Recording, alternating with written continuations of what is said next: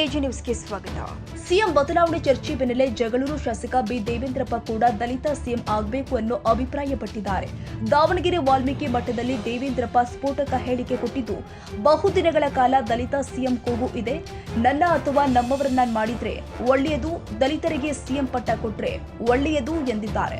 ಬಹುದಿನಗಳಿಂದ ದಲಿತ CM ಬೇಡಿಕೆ ಇದೆ, ಕೊಟ್ರೆ ಸಂತೋಷ ಆಗುತ್ತೆ. ಆದ್ರೆ ಅದನ್ನೆಲ್ಲ ತೀರ್ಮಾನ ಮಾಡುವುದು ನಮ್ಮ ಹೈಕಮಾಂಡ್ ಮತ್ತು ವರಿಷ್ಠರು. ನನ್ನನ್ನ ಏನೇನೋ ಕೇಳಿ ಸಿಕ್ಕಾಕಿಸಬೇಡಿ ಎಂದಿದ್ದಾರೆ.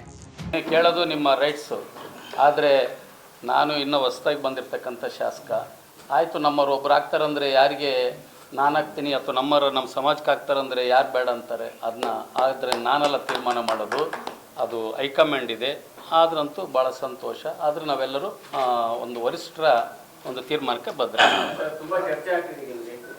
ಕೂಗಿದೆ ಅಲ್ಲಲ್ಲ, ಭಾಳ ದಿನದ ಕೂಗಿದೆ. ನಾನು ಹೇಳಿದ್ದೀನಿ, ನಾವು ಮೊದಲು ಕಾಂಗ್ರೆಸ್ಸಿಗ ಪಕ್ಷದ ಶಿಸ್ತಿನ ಸಿಪಾಯಿ.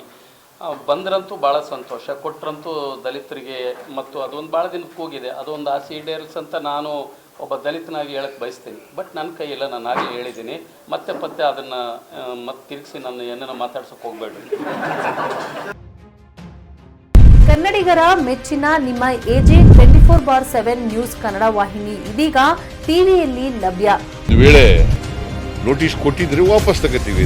ಇವತ್ತು ವಕ್ಫ್ ಪ್ರಾಪರ್ಟಿ ಅಂತೇಳಿ ಬರ್ತದೆ ಅಂತ ಹೇಳಿದ್ರೆ ರೈತರ ಬೀದಿಗೆ ಬದಲು ಏನ್ ಮಾಡ್ಬೇಕಾಗತ್ತೆ?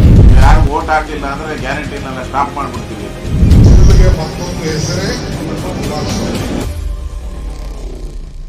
ಕರ್ನಾಟಕ ಮತ್ತು ದೇಶ ವಿದೇಶ 360 ಡಿಗ್ರಿ ಸುದ್ದಿ ಹಾಗೂ ಉತ್ತರ ಕರ್ನಾಟಕ, ಬೆಳಗಾವಿ, ಬಾಗಲಕೋಟೆ, ಧಾರವಾಡ, ಹಾವೇರಿ, ಗದಗ, ಬಿಜಾಪುರ ಜಿಲ್ಲೆಯ ಕ್ಷಣದ ವಿವರವನ್ನ ಪಡೆಯುವುದಕ್ಕೆ ಎಜೆ 24/7 ನ್ಯೂಸ್ ಕನ್ನಡ ವಾಹಿನಿಯನ್ನ ಲೈಕ್ ಮಾಡಿ, ವಿಡಿಯೋಗಳನ್ನ ಶೇರ್ ಮಾಡಿ, ಕಮೆಂಟ್ ಮಾಡುವ ಮೂಲಕ ನಮ್ಮ ವಾಹಿನಿಗೆ ಸಹಕಾರ ನೀಡಿ ಮತ್ತು ಚಾನೆಲ್ ಅನ್ನ ಸಬ್ಸ್ಕ್ರೈಬ್ ಮಾಡಿ. ಧನ್ಯವಾದಗಳು.